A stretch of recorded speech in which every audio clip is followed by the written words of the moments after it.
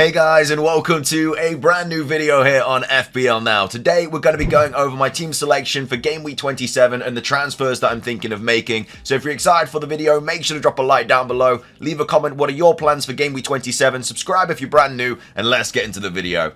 So starting things off, just going to go over how I did in blank game week 26. An incredible game week from me, 87 points, a game week rank of 80,961, a humongous green arrow up to 1,463rd in the world, the highest I've been this season. We're so close to the top 1k, and yeah, I don't know, it's just this game week just generally could not have gone better. Like I spoke about it in the transfer video on Monday with only Bowen left to play, and I was like, okay, hopefully if he gets something and Areola concedes, then it's perfect. And then he ends up getting like a brace in like the first 15 minutes or something, then obviously finishes off with a hat-trick, gets 20 points. Just an absolute legend. I mean, especially with like the amount of blanks that he got before this week, to bring him in and then get 20 points is just absolutely just crazy. But anyway, obviously Martinez got 1. Ake got 6, which was really nice because Walker got benched and got 0, so that was really, really nice for my rank. Gabriel with 2 points. Again, quite happy that they conceded against Newcastle because a lot of players had double Arsenal defence, so that actually was quite beneficial. Estepinian was the big problem in my team, really. I didn't know if he was going to start or not. He only got 1 point. He did come on, which was always nice because I have no bench, so just him coming on was just better than nothing. The midfield, obviously, is where the magic happened.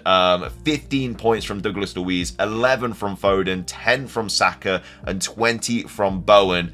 4 double-digit hauls, just absolute dreamland. And I don't know, like, I have to pat myself on the back because I completely went against what everybody else was doing. Like, everybody was bringing in Wolves players, whether it be Neto or Hwang. And I was just like, okay, this is a decision I'm going to make. I'm going to focus on blank game week 29. I'm definitely not going to play my free hit. All of my transfers from now are just going to be for game week 29. And, you know, if it backfires, it is what it is. I'm just going to play my own game and, you know, we'll see what happens. And, yeah, it generally could not have gone better. Obviously, Hwang blanking and Bowen getting a hat-trick. I mean, I'm not going to say that that was what I was thinking was going to happen at all. I was expecting Hwang to do well and maybe Bowen to do well. Obviously, with like players coming back into that West Ham squad, he always plays better when obviously these injured players are back. So I didn't know he was going to obviously score a hat-trick. I'm not going to lie. That was completely lucky from my point of view. I wasn't expecting anything crazy like that. I thought maybe he might get some sort of return, but 20 points, like, that's just uncallable. Like, you just can't process it. You can't predict that.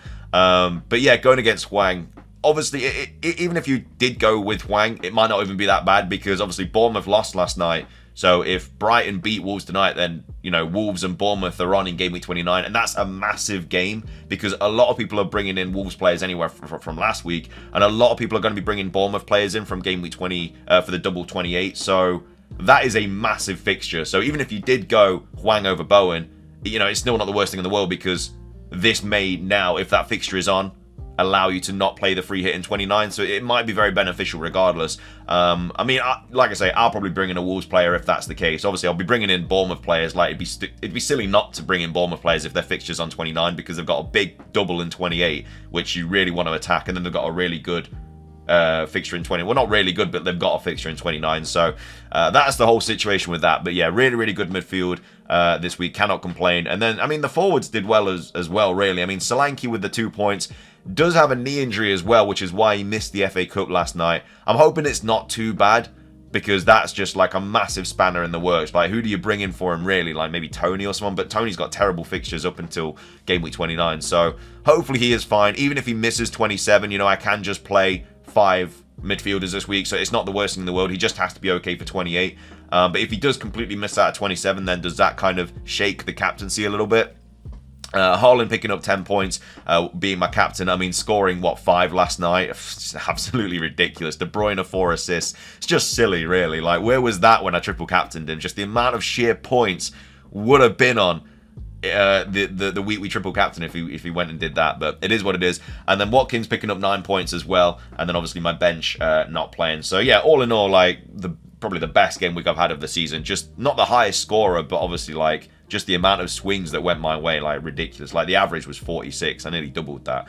Yeah, really, really happy with that and the decisions that I made and stuff. So let's move on to my team selection for game week 27. So as I say, I'm not set up too badly for this week, really. Obviously, a couple of injuries on the screen, but they should be fine by the time that game week 27 rolls around, maybe. But either way, we'll talk about those in a second. But we've got Martinez, who's got Luton away. I'm not actually predicting a clean sheet from this fixture. I don't think they're going to do too well. Luton at home is actually a tough fixture. You know, they've definitely kind of sorted themselves out. I know they've just lost like 6-2 to City, but you know, City's a different kind of breed of animal to Aston Villa. But yeah, Luton away, it's not a bad fixture at all. I'm glad I've got, you know, 3 Villa players for it. But either way, I'm not expecting a clean sheet. At the back, we've got some nice fixtures as well. I've got Virgil van Dijk, who's got Forest away. Again, I think Forest will score in that fixture as well, but, you know, I'm not going to bench Van Dijk, really. We've also got Gabriel, who's got Sheffield United away. So obviously, that's a fantastic fixture. We've also got Pedro Porro, who's got Crystal Palace at home. So I'm obviously playing Porro over Ake because there's the chance that Ake may get benched. If we get information that Ake's starting, I may play him over Porro just simply because it's United at home and United have just like lost their best attacker and, you know, the rest of their attackers just can't score seemingly. So I might play Ake over Porro, but I don't know. I feel like Porro's, you know, if he comes back from injury, you know, it depends. Obviously, his numbers have been really, really bad since like Maddison's been back in the team and stuff. So the main reason I haven't sold Porro was because of blank game week 29, because obviously he does have a fixture in that game week, so that's why I haven't got rid of him. But worst comes to worst, I can just play Ake. I'm not going to be playing Estepinian, who's got Fulham away. You know, I'm going to be getting rid of him for probably like Senesi or Senesai, however you pronounce his name, for game week 28. I would really, really like to go into double game week 28 with 2 free transfers, but obviously there may be other issues that kind of come up. But either way, I mean, the back line looks really, really nice on paper. Like Luton away for Martinez, Forest away for Van Dijk, Sheffield United away for Gabriel, and then Crystal Palace at home for Porro. But I can play Ake, who's got United at home, if need be.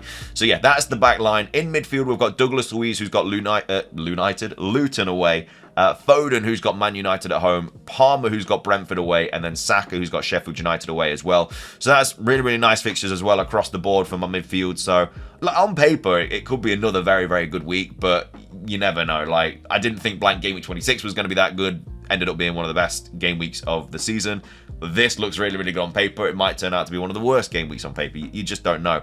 But out of like Bowen, Douglas Luiz, and Palmer, like, am I really going to bench Bowen after he just scored a hat-trick? It's one of those. Like, I just feel bad benching a penalty taker. You know, Douglas Luiz and Palmer, both penalty takers. Saka's a penalty taker. So it's kind of between Foden and Bowen. And I mean, Foden, United at home, I think will do very, very well. Everton away, I think, could be quite tough for Bowen. And I know he's just scored a hat-trick. It just seems crazy to bench someone who's just scored a hat-trick because they're just going to be in, like, good form. But I don't know who to replace out of this midfield. And as well as that, like, people are going to be, like, jumping on Son this week as well. Who do I get rid of for Son? Like, the only player that I could really get rid of is Foden. But that is just a silly transfer to get rid of Foden for Son when, you know, Foden has United at home and Son have Crystal Palace at home. But Foden's in this really good form. United don't look very good at the moment.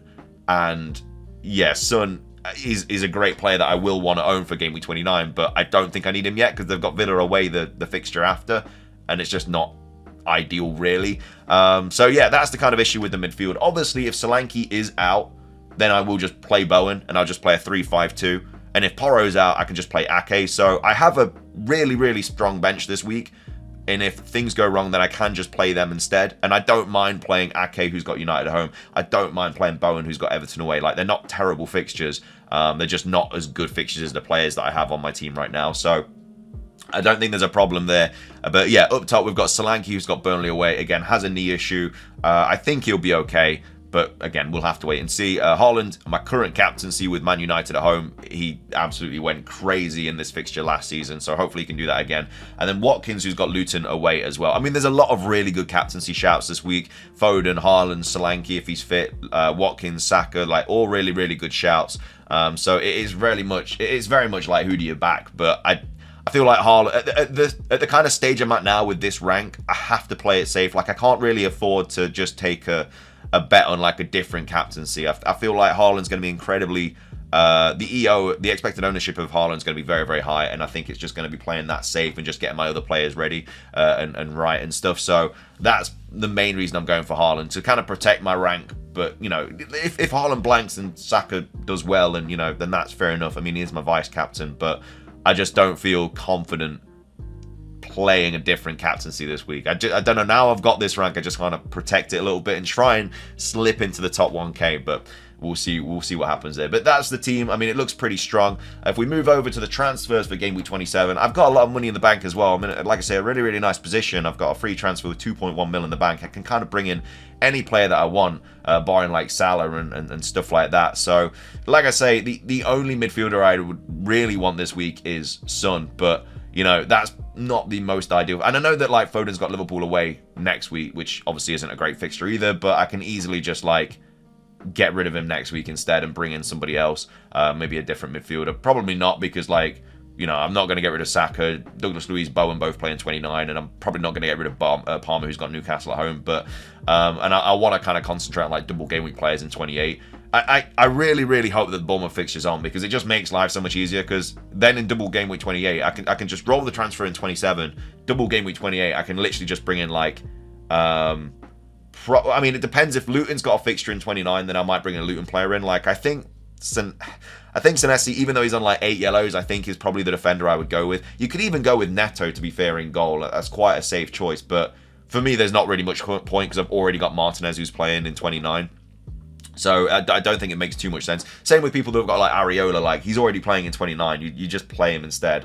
And yeah, so like I say, if Bournemouth and Wolves is on, then I can just bring in 2 double game week players and, you know, have 3 like triple Bournemouth, which, you know, doesn't sound great on paper, but they've got really good fixtures. You know, they'll have a double, then they've got Wolves away, which, you know, is a fine fixture. And I can even bring in a Wolves player in 29 and obviously like Son as well or something like that. Like I said, I don't mind taking a hit for 29 if I can field like 10 players, and then just save the free hit. Like I say, I think if Bournemouth Wolves is on, I think a lot of people will save their free hit, which is fair enough. You know, there'll probably be people still taking like hits and stuff, but I think a hit is definitely more worth than playing your free hit, because then you can just free hit in like double game week 34 or 37 or something like that. But yeah, all in all, I mean, we'll have to see what the fixtures are tonight. It's hard to plan your team really and your transfers and stuff when we've got like these massive games tonight that can, like if United lose tonight, they become a really good team to target because they've got Sheffield United at home. So that becomes a team to attack. And then Luton plays obviously blank in 29 because Forest will be through. So, yeah, it's hard to kind of distinguish who to bring in. Like, if obviously Luton blank in 29, I won't be bringing any of their players in for the double. Even though Doherty's probably a decent player to have, really, but just doesn't really make as much sense if I'm not playing my free hit in 29. But either way, that's kind of the video for today. Like I said, there's not really too much to do until we get news about tonight's fixtures. After tonight, I will make a wildcard draft tomorrow, because a lot of people I think will be playing wildcard when we have these fixtures. And then I'll do a final team selection on Friday. And then, yeah, we'll see what happens in Game Week 27. But either way, thank you all so much for watching the video. If you enjoyed, drop a like down below. It's trying to hit 50 likes. Leave a comment. What are your plans for Game Week 27? Are you going to be attacking the double and all that good stuff? Subscribe if you're brand new. Ring the notification bell. It's everything from me, though. Have a fantastic rest of your day. And until next time, peace.